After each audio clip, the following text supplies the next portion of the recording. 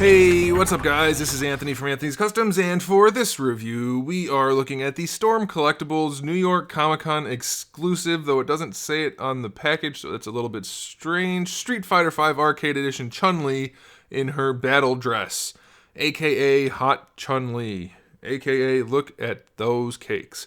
Anyway, this figure is actually very similar to the original release of Chun-Li. It's almost exactly the same from the waist down. Obviously, we have a couple different things, but I'm talking about engineering-wise.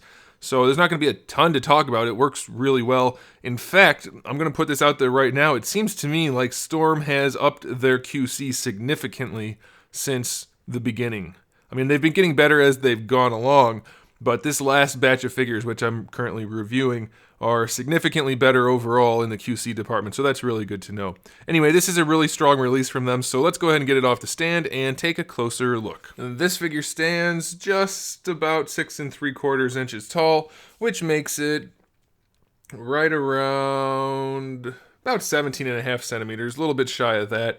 And it's basically the same size as the original Chun-Li. I have mine posed from the display, but you get the idea that they're essentially the same size. If you pose them exactly the same way, they're probably going to be about the exact same size.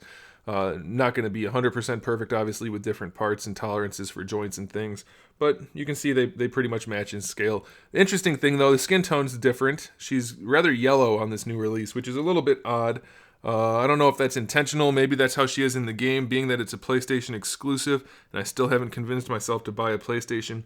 I haven't played it, so I can't say 100% for sure, and I didn't notice it until I got the figure, so I didn't know to look at it ahead of time. Anyway, it doesn't look bad. It's not like she's really yellow like the SH Figure Arts Ash Ketchum. This is a reasonable color. I think it's okay. And otherwise, there's not a ton of paint on her. I wouldn't mind a little bit more shading on the skin. There is some, but I think it's okay. Oftentimes, the skin shading looks bad anyway, so I'm alright with it. The lighter the color, the less shading it needs as far as I'm concerned. However, if you go too dark, you don't need it either. Like the black, I don't think it actually needs it. And the gold paint job is pretty clean on it, so I'll take that. It looks pretty good around the boobages and then down at the bottom on the back. It's rather clean, so I'm okay with it. I would prefer some shading, I guess, but I don't think it's absolutely necessary.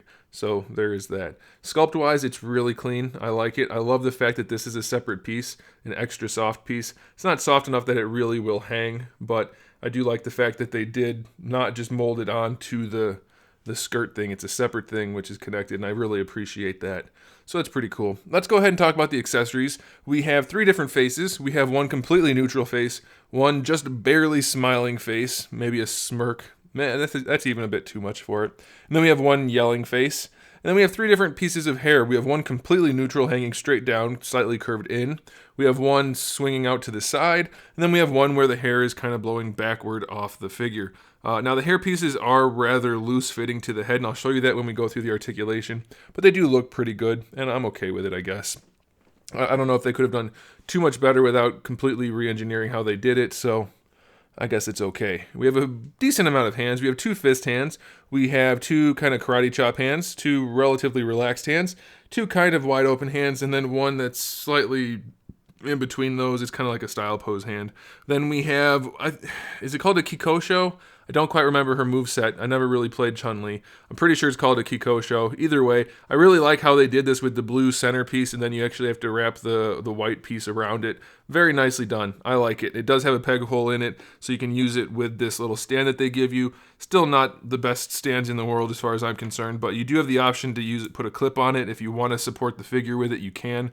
Alright, let's go ahead and get into the articulation.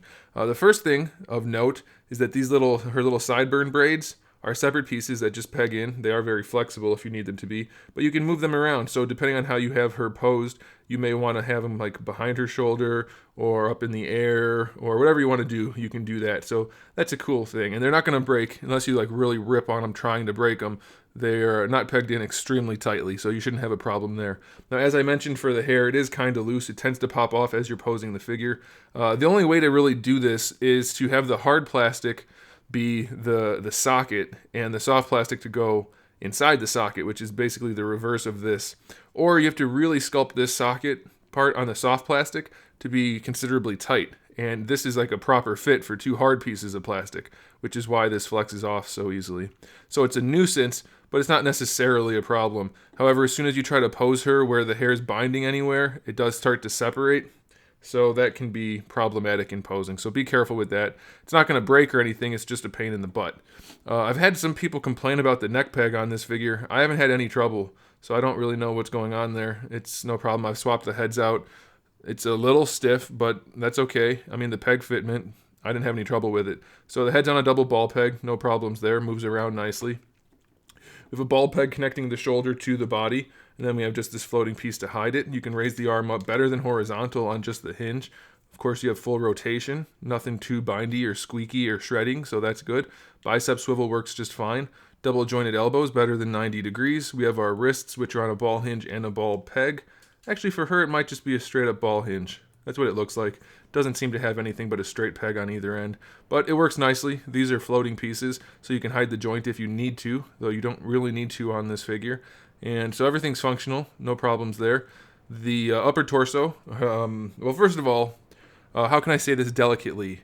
Her boobs are squishy. That's how you do it, I think. Very squishy. Not because you need squishy boobs, but because the entire upper body is a soft piece of plastic, which just flexes around everything. So if you do that, you can get a big gap in there, but you're not supposed to do that. You can pull it back, and you get really decent range. Like, it leans really far forward, and then really far back. Well, not that far back, but pretty far back. And side to side, no problem at all. Rotation, and that's all on that little double ball peg at the top there. And then you do have another ball peg down here, as you would expect. So you can rotate everything else, leaning it forward and back, side to side, full rotation. Basically all the same articulation you've gotten in every other Storm Collectibles figure, but on this one it's slightly different just because of the engineering being unique for the sculpt and all that kind of stuff. So just make sure you don't grab this and then try to bend it here. You want to grab underneath the skirt, hey, and then rotate it or bend it, and that's going to be how you want to do that. So the skirt is flexible enough. If you want to put her in a spinning bird kick, you can. It's going to want to kind of pick itself back up in the front, but bringing the leg forward should kind of hold it in place. So let's go ahead and talk about those hips. Let's get her sideburns and everything out of the way because I don't want to keep knocking them off. So the hips have the same kind of hinge that we saw before, although hers seem kind of tight. So let's see what we can do here without flexing it too hard. Yeah, it doesn't seem to want to go farther out than that, which does seem relatively limited. Let's see on this side. This side wants to go a little bit farther, but, well, you know what? If we do this, that's probably right in the middle. Either way, it's not perfect splits, but it's pretty good for just going straight out to the side, and then going forward and back, which is necessary for her kick. No problem at all. Absolutely no issues at all. And then if you want to have this held down, just rotate it, like I said, grab under the skirt, and then rotate it a little bit, and then the leg will hold the skirt down in place. You can always readjust her butt piece so that it doesn't look quite so squished, and you should be okay. I mean, you're going to have joints. It is an action figure. You're going to see articulation at some point, but spinning bird kick is no problem at all. If you want to put her into like one of her crazy like high kicks, you can do that. I don't remember which leg it is. That one goes like that. I don't really remember how to pose her. Anyway, you can. It has the range. It's no problem at all. Thigh swivel is very minimal on this. By the way, some of them ratchet and some don't, I've noticed with this new joint. Hear that? I believe it's actually ratcheting and not just shredding, but this one doesn't have any of it, so I'm not sure what's going on there. But it's functional, so that's okay. And then for the knees, no bad binding or anything like that. You get pretty good range, a little bit better than 90, so that's pretty good. Now for the ankles, it's pretty limited. You get to only bring the foot back that far, which is fine going back, but going forward, almost no range going forward, which is definitely a bummer. That's really a bummer. You have a toe hinge, which is fine, but having the ankle that just doesn't really want to go forward is kind of a bummer. I don't care for that. I would much rather have ankles that go forward than back. Every figure ever has ankles that go back. How practical is that? These are very tiny pegs, by the way. I can't see what I'm doing. We'll leave them off. So yeah, it's a really solid figure. I like it. It's on par with the original Chun-Li, I think, except for the hips maybe being a little bit more limited. but not by too much, so I like it. If you like a figure that looks like it's almost naked, then this is one for you. Or if you just like Chun-Li in this costume, this is a good one for you. Or if you're just going to get all the Street Fighter figures, then this is a good one for you.